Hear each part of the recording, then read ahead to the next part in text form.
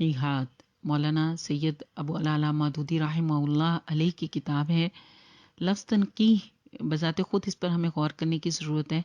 Dictionary की रूह से इस लफ्ज़ का मतलब ये है कि अयूब से पाक करना, खालिस करना, या कानून में ये उस सवाल के लिए बोला जाता है जो मुतनाज़े को फ़ैसला करने के लिए बनाया जाए। इस किताब को तनक़ीहात का नाम इसलिए दिया गया कि सैयदी मौदूदी रहमहुल्लाह अलैह की छोटे छोटे उन मज़ामीन पर मुश्तमिल किताब है जब बरे-सग़ीर पाको हिंद इकट्ठा था। ये 1934 से 37 के सालों में रिसाला तर्जुमानुल कुरान के अंदर ये मज़ामीन छपे हैं। और उस वक्त मुसलमानों पर चूँकि अंग्रेज़ हाकिम था तो इस्लाम और मग़रिबी तहज़ीब के तसादुम से कुछ मसाइल पैदा हो रहे थे उन और इस्लामी तहज़ीब मुसलमानों पर असरात छोड़ रही थी। उस वक्त मुसलमानों पर उनके असरात और उनकी कोताहियों पर तनकीद इन मज़ामीन के अंदर मौजूद है। बहुत से इल्मी अमली मसाइल जो उस वक्त उनको पेश आ रहे थे, उन गलतफ़हमियों में उलझे हुए हक़ाइक़ की तनक़ीह इन मज़ामीन के अंदर मौजूद है। और इनके लिए बल्कि दिबाचे में सैयदी मौदूदी फरमाते हैं कि इन मसाइल को समझने और उनके हल करने के लिए सबसे मुक़द्दम ज़रूरत ये है कि लोग इनकी सही रोशनी में उनको देखें और उनकी अपनी बसीरत रंगीन ना हो। अपनी बसीरत रंगीन ना हो का मतलब ये है कि वो ख़ुद तासुब का शिकार ना हो, किसी रवायत पसंदी का शिकार ना हो, हक़ के मुतलाशी हों, तो फिर उनको इन मसाइल का हल ज़रूर यहाँ पर मिल जाएगा। सैयदी मौदूदी रहमहुल्लाह अलैह की इस किताब को शाहकार किताब कहा जाता है क्योंकि इस किताब ने मग़रिब की इल्हादी या बेदीन तहज़ीब को बेनकाब किया, इस्लाम के रोशन चेहरे को मज़ीद निखारा, तशकीक के कांटों को चुना और अल्लाह रसूल सल्लल्लाहु अलैहि वसल्लम के मानने वालों को अपने नज़री का हकीकी शऊर बख्शा और तहज़ीब हाजिर की ज़ाहिरी चमक दमक का फसूं तोड़कर उसकी अंदरूनी गलाज़तों से पर्दा उठाया। इस किताब का मुताला हमारे अहले ईमान के एतमाद को बढ़ाता है और तहज़का जदीद की चकाचौंध में गिरने से बचाता है। लेकिन ये वाकई उस सूरत में मुमकिन है, अजीज़ साथियों, उस सूरत में मुमकिन है जब मेरी और आपकी अपनी नज़र वाकई मुतासब ना हो, हम खुद रवायत पसंदी का शिकार ना हो। आज इसके एक ही चैप्टर की आज हम बात कर रहे हैं और उस चैप्टर का नाम है इज्तिमाई फ़साद। इस चैप्टर के अंदर बिल्कुल इब्तिदा के अंदर रब ताला का एक कानून एक आयत के ज़रिए से बताया गया है कि कुरान मजीद में एक कायदा कुलिया बयान किया गया है कि अल्लाह रब्बुल आलमीन ज़ालिम नहीं है कि किसी कौम को खामख्वाह बर्बाद कर दे जबकि वो खुद नेकूकार हो। सूरत हूद आयत नंबर 117 बिस्मिल्लाहिर्रहमानिर्रहीम वमा काना रब्बुका लियुहलिकल क़ुरा बिज़ुल्म, और तेरा रब ऐसा नहीं है कि बस्तियों को जुल्म से बर्बाद कर दे, व अहलुहा मुस्लिहून, कि हालांकि उसके रहने वाले बाशिंदे नेक अमल करने वाले हों। यानी कि कौमों को बर्बाद करना या कौमों को तबाह करना रब ताला का, अल्लाह सुब्हानहू ताला का कायदा कानून है कि वो बस्तियों को ख़त्म कर देता है, आबादियों को नेस्तो नाबूद कर देता है। हलाकत व बर्बादी से मुराद को भी यहाँ पर वाज़ेह किया गया पहले पैराग्राफ के अंदर कि इससे मुराद मौत के घाट उतार देना ही नहीं है, बल्कि इसकी एक सूरत ये भी होती है कि कौमों का शिराज़ा बिखेर दिया जाए, इसकी इज्तिमाई क़ुव्वत को तोड़ दिया जाए, इसको महकूम व मज़लूम और मग़लूब कर दिया जाए, ज़लील व ख्वार कर दिया जाए। ये वाली किस्म अगर आज हम थोड़ा सा मैं और आप गौर करें तो हमें फ़लस्तीन के अंदर, कश्मीर के अंदर, रोहिंग्या के अंदर और अब भारत और दिल्ली और सीरिया के अंदर बहुत अच्छी तरह से हमें पता चल जाएगा कि ज़िल्लत और रुसवाई और ख्वारगी किसे कहते हैं। लेकिन यहाँ पर यह भी समझाया गया कि ये सारी बर्बादी और हलाकत की अक़साम में से कोई किस्म किसी कौम पर उस वक्त तक नाजिल नहीं होती जब तक, अब इस कायदे कुलिये के तहत दो बातें बताई गई हैं कि जब तक वो कौम खैर व सलाह के रास्ते को छोड़कर शर, फसाद और सरकशी और नाफरमानी के तरीकों पर ना चलना शुरू कर दे। इस चीज़ को यहाँ पर कहा जा रहा है कि वो कौम अपने ऊपर खुद जुल्म करती है। खुद अपने ऊपर जुल्म करना पहली वो शर्त है जब कौमों को बर्बाद करने का, कौमों को तबाह करने का फैसला कर दिया जाता है। इसमें आयत सूरत अल-अनकबूत की आयत 40 का हवाला दिया गया है कि बिस्मिल्लाहिर्रहमानिर्रहीम फ़कुल्लन अख़ज़ना बिज़ंबिही, हर एक को हमने उसके अपने ही कसूर में पकड़ा, व मा कान अल्लाहु लियज़लिमहुम, اور اللہ ان پر ظلم کرنے والا نہیں تھا، وَلَٰكِن كَانُوا أَنفُسَهُمْ يَظْلِمُونَ، بلکہ وہ خود ہی اپنے اوپر ظلم کرنے والے تھے۔ دوسری بات جو یہاں سے بتائی گئی وہ یہ کہ یہ ہلاکت اور بربادی کا سبب افراد کے انفرادی شر و فساد سے نہیں ہوتا، بلکہ اجتماعی اور قومی شر و فساد ہے۔ یعنی اعتقاد اور عمل کی خرابیاں اگر متفرق طور پر افراد میں پائی جاتی ہوں، لیکن مجموعی طور پر قوم کا اخلاقی معیار اتنا بلند ہو کہ قوم افراد کی برائیاں اس کے اثر سے دبی رہیں، تو علیحدہ علیحدہ افراد کتنے ہی خراب کیوں نہ ہو، قوم بحیثیت مجموعی سنبھلی رہتی ہے اور کوئی فتنہ عام برپا نہیں ہوتا۔ لیکن جب اعتقاد اور عمل کی خرابیاں افراد سے گزر کر پوری قوم میں پھیل جائیں، اور وہ کیسے پھیلتی ہیں اس کا بتایا گیا کہ قوم کا دینی احساس اور اخلاقی شعور اس درجہ معاف ہو جاتا ہے کہ اس میں خیر و صلاح کی بجائے شر و فساد کو پھیلنے اور پھلنے کا موقع ملنے لگے، تو پھر کیا ہوتا ہے کہ رب تعالیٰ کی نظر عنایت اس قوم سے پھر جاتی ہے، عزت کے مقام سے وہ ذلت کی طرف آتی ہے، یہاں تک کہ اللہ کا غضب بھڑک اٹھتا ہے اور پھر وہ اس قوم کو تباہ و برباد کر دیتا ہے۔ اس میں اب تاریخی طور پہ قرآن مجید کے اندر ہی جو مثالیں دی گئی ہیں ان میں سے 4 قوموں کی مثالیں یہاں بطور دلیل کے بتائی گئی ہیں۔ اس میں قوم نوح علیہ السلام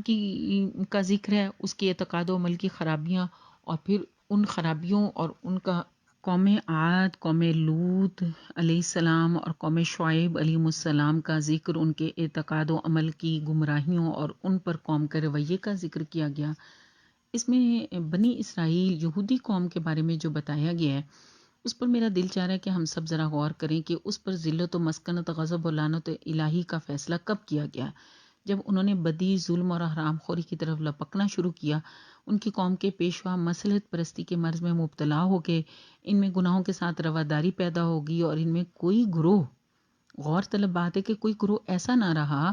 جو عیب کو عیب کہنے والا اور اسے روکنے والا ہوتا۔ اس بات کا حوالہ المائدہ کی سورۃ المائدہ 62، 63 اور 79 آیات کے ذریعے سے یہاں پر بتایا گیا، اور اس میں پھر نبی اکرم صلی اللہ علیہ وسلم کی مختلف روایات اور احادیث میں سے ایک روایت کا خلاصہ بیان کیا گیا کہ بنی اسرائیل میں جب بدکاری پھیلنا شروع ہوئی تو حال کیا ہوتا تھا کہ ایک شخص اپنے بھائی یا دوست ہمسایہ کو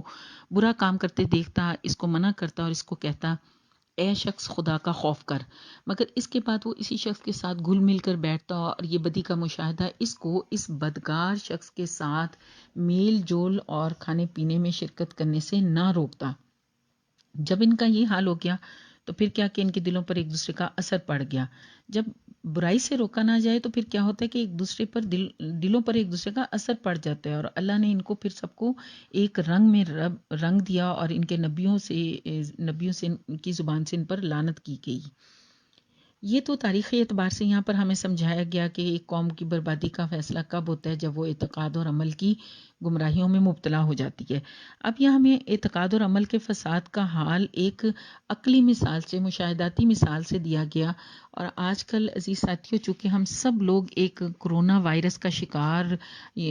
فضا میں بیٹھے ہوئے ہیں، اور اس ایک چھوٹے سے وائرس سے ہم کتنے خوفزدہ ہیں اور کس طرح سے ہم ان کے سامنے بے بس ہیں، ہمیں بہت اچھی طرح سے اس مثال کی سمجھ آ جاتی ہے کہ اعتقاد اور عمل کے فساد کا حال وبائی مرض کا سا ہے۔ ایک وبائی مرض کیا ہوتا ہے؟ ابتدا میں چند کمزور افراد پر حملہ کرتا ہے۔ اگر 4 باتیں نہ کی جائیں، یعنی کہ اگر آب و ہوا اچھی نہ ہو، حفظان صحت کی تدابیر درست ہوں، اگر آب و ہوا اچھی ہو، حفظان صحت کی تدابیر درست ہو، نجاستوں کثافتوں کو دور کرنے کا کافی انتظام ہو اور مریضوں کا بر وقت علاج کر دیا جائے تو مرض وبائی عام کی صورت اختیار نہیں کر پاتا، عام لوگ اس سے محفوظ رہتے ہیں۔ لیکن اگر غافل ہو، حفظان صحت کا محکمہ بے پرواہ ہو، یعنی کہ وبا میں ان کا کردار ہوتا ہے، حفظان صحت کا محکمہ بے پرواہ ہو، صفائی کے منتظم، نجاستوں کثافتوں کے روادار بن جائیں تو رفتہ رفتہ مرض کے جراثیم فضا میں پھیلنے لگتے ہیں، آب و ہوا میں شامل ہو کر اس قدر اس کو خراب کر دیتے ہیں کہ وہ صحت کی بجائے مرض کے لیے سازگار ہو جاتی ہے۔ آخرکار جب بستی کے عام افراد کو ہوا، پانی، غذا، لباس، غرض کوئی چیز بھی گندگی سے پاک نہیں ملتی تو ان کی قوت حیات جواب دینے لگتی ہے اور ساری کی ساری آبادی وبائی عام میں مبتلا ہو جاتی ہے، اس کے صحت سے صحت مند افراد اور منتظمین بھی اس کا شکار ہو جاتے ہیں۔ اسی مثال کو انہوں نے کہا کہ یہ اخلاق و اعمال کے فساد اور اعتقاد کی گمراہیوں کے لحاظ سے اسی مثال کو قیاس کر لیں۔ کس طرح کے علماء قوم کے طبیب ہوتے ہیں، حکام اور اہل دولت صفائی اور حفظان صحت کے ذمہ دار ہوتے ہیں۔ قوم کی غیرت ایمانی اور جماعت کی اخلاقی حص قوت حیات ہوتی ہے۔ اجتماعی ماحول کی حیثیت وہ ہوتی ہے جو ہوا، پانی، غذا اور لباس و مکان کی ہے، اور حیات قومی میں دین و اخلاق کے اعتبار سے قوموں کی زندگی میں دین و اخلاق کے اعتبار سے امر بالمعروف و نہی عن المنکر کا وہ مقام ہے جو صحت جسمانی کے اعتبار سے صفائی اور حفظان صحت کی تدبیروں کا ہے۔ جب علماء اولو الامر اپنے اصل فرض یعنی امر بالمعروف و نہی عن المنکر کو چھوڑ دیتے ہیں، شر و فساد کے ساتھ رواداری برتنے لگتے ہیں، یعنی کہ قوم کب برباد ہوتی ہے؟ اس وقت جب علماء اور اولو الامر یعنی حکام اور عالم اپنے اصل فرض امر بالمعروف و نہی عن المنکر کو چھوڑ دیتے ہیں، شر اور فساد کے ساتھ رواداری برتتے ہیں۔ تیسری بات کیا ہے کہ گمراہی اور بد اخلاقی قوم کے افراد میں پھیلنی شروع ہو جاتی ہے اور قوم کی غیرت ایمانی ضعیف ہوتی چلی جاتی ہے، یہاں تک کہ سارا اجتماعی ماحول فاسد ہو جاتا ہے۔ پوری قومی زندگی کی فضا خیر و صلاح کے لیے مشکل تر اور شر و فساد کے لیے سازگار ہو جاتی ہے۔ لوگ نیکی سے بھاگتے ہیں اور وہ بدی سے نفرت کرنے کی بجائے اس کی طرف کھینچے چلے جاتے ہیں۔ اخلاقی قدریں الٹ جاتی ہیں، کیسے کہ عیب ہنر بن جاتا ہے اور ہنر عیب۔ جیسے آپ دیکھیں کہ آج کل ہمارے معاشرے میں یہ قدریں نظر آتا ہے کہ اگر جھوٹ بول کر کوئی اپنا ذاتی فائدہ حاصل کرتا ہے تو اس کو لوگ اس کی ہوشیاری سمجھتے ہیں، اور سچ بول کر کوئی نقصان اٹھاتا ہے تو اس کی بیوقوفی سمجھتے ہیں۔ یہ وہ وقت ہوتا ہے جب گمراہیاں اور بد اخلاقیاں خوب پھلتی پھولتی ہیں اور نیکی کو پھلنے کا کوئی موقع نہیں ملتا۔ ساری قوتیں، ساری چیزیں خبیث چیزوں کو نشو و نما دینے کی طرف مائل ہو جاتی ہیں۔ یہ وہ وقت ہوتا ہے جب قوم عذاب الہی کی مستحق ہو جاتی ہے اور ایسی عام تباہی آتی ہے کہ اس سے کوئی نیک فرد بھی نہیں بچ پاتا، جس کو یہاں پر سورۃ انفال کی آیت نمبر 25 کے ذریعے بتایا گیا کہ بچوں اس فتنہ سے جو صرف انہی لوگوں کو مصیبت میں مبتلا نہیں کرے گا جنہوں نے تم میں سے ظلم کیا، بلکہ کیا ہوگا کہ اس میں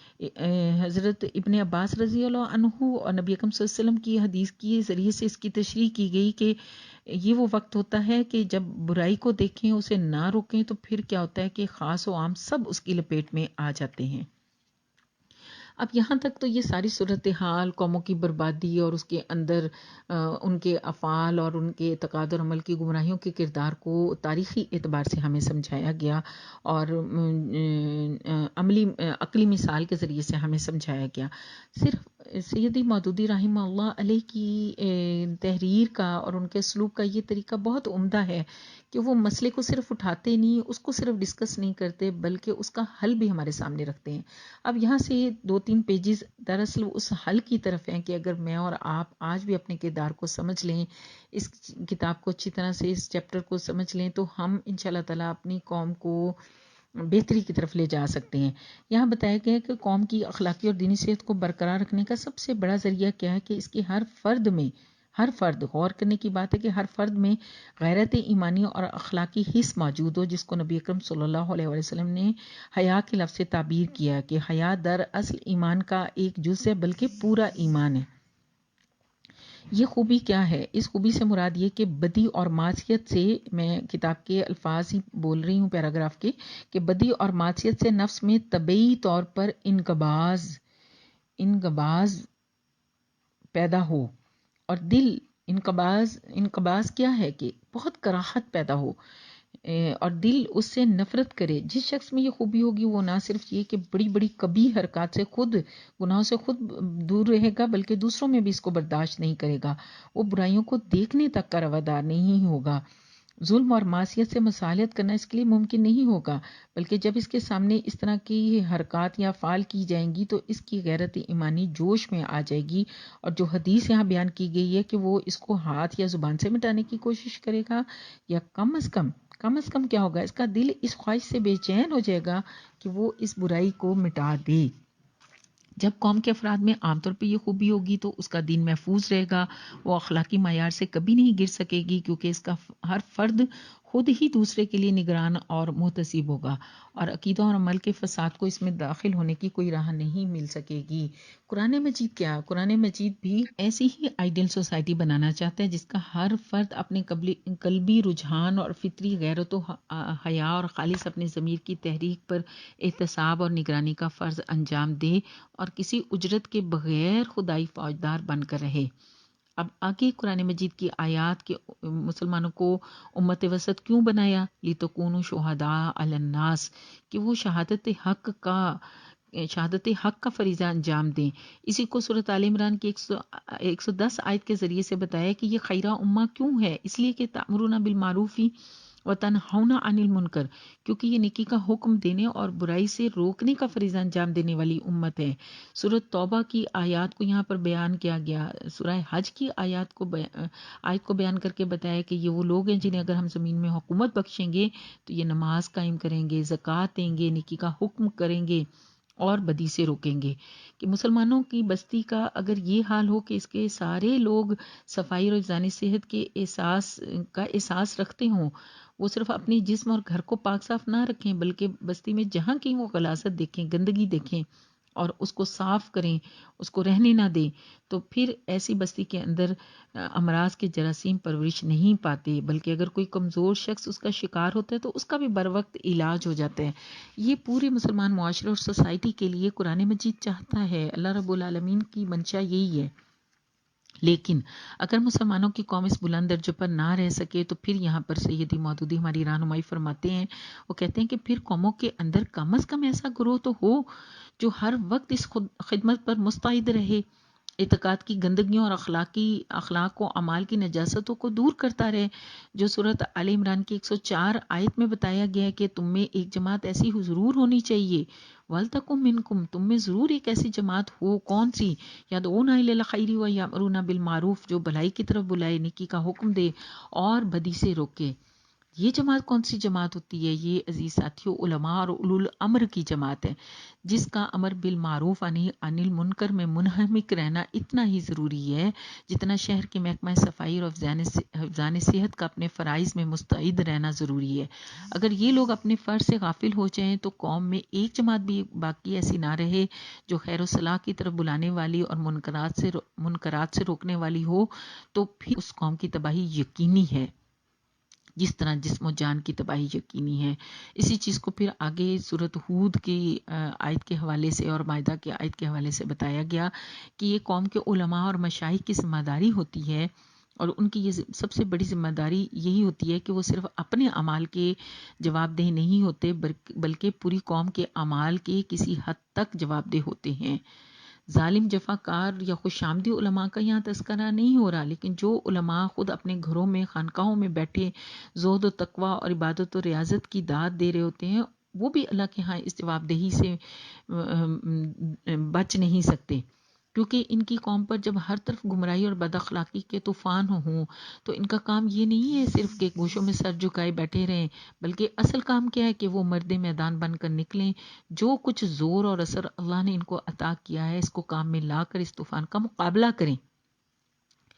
اس وقت جو ہماری صورتحال ہے اس میں یہ والا کردار ہمیں ادا کرنے کی ضرورت ہے کہ قوم کو ہمیں سیدھے راستے پر لانا ہے، اس طوفان کا مقابلہ کرنا ہے۔ طوفان کو دور کرنے کی ذمہ داری بلا شبہ ہمارے پر نہیں ہے، مگر اس کا مقابلہ کرنا اور وہ بھی اپنی پوری امکانی قوت صرف کر دینے کی ذمہ داری میری اور آپ پر عائد ہوتی ہے۔ گویا یہ جو چیپٹر ہم نے پڑھا اور سمجھا وہ یہ کہ قومیں دنیا کے اندر تباہ و برباد ہوتی ہیں، رب تعالیٰ کا یہ قاعدہ قانون ہے، لیکن اگر میں اور آپ سمجھتے ہیں اور ہم چاہتے ہیں، ہماری خواہش ہے کہ ہم اس بربادی تک نہ پہنچے، ہم اللہ کے غضب کا شکار نہ ہوں، تو اس کے لیے ضروری ہے کہ قوم کے ہر طبقے کا کہ وہ اپنا صحیح کردار ادا کرے۔ اس کے لیے ضروری ہے کہ ہر فرد کے اندر غیرت ایمانی ہو، ایمانی حس ہو، اخلاقی حس موجود ہو، اور وہ اس وقت موجود ہوتی ہے جب امر بالمعروف و نہی عن المنکر کا فریضہ انجام دیا جاتا ہے۔ اگر افراد یہ کام نہیں کرتے اور ہم میں اگر اتنی اخلاقی جرات نہیں، تو دوسری بات جو یہاں ہمیں سمجھائی گئی، جو میری اور آپ کی ڈیوٹی ہے، وہ یہ کہ ہمارے معاشرے میں جب ایسے لوگ موجود ہوں یا ایسی جماعتیں اور ایسی تحریکیں موجود ہوں جو امر بالمعروف و نہی عن المنکر، یہ دونوں کا کام، یعنی کہ بدی سے روکنا اور نیکی کا حکم دینا، یہ دونوں کام جو کر رہی ہوں، صرف ایک کام نہ کر رہی ہوں کہ معروف کا حکم دیں، صرف ایک کام نہ کر رہی ہوں بدی سے روکیں، بلکہ یہ دونوں کام جو جماعتیں کر رہی ہوں ان جماعتوں کو مضبوط کرنا میرا اور آپ کا فرض ہے، تاکہ ان کی اخلاقی قوت بڑھے، ان کی عددی قوت بڑھے، اور وہ معاشرے کے اندر وہ کام کریں جس سے پھر قوموں کو تباہی سے بچایا جا سکتا ہے۔ مجھے امید ہے آپ نے اس چیپٹر سے یہ بات سیکھ لی ہوگی۔ اللہ ہم سب کے دلوں کو روشن اور منور کرے اور ہمیں راہ ہدایت پر چلائے، آمین۔ جزاکم اللہ خیر۔ السلام علیکم ورحمۃ اللہ۔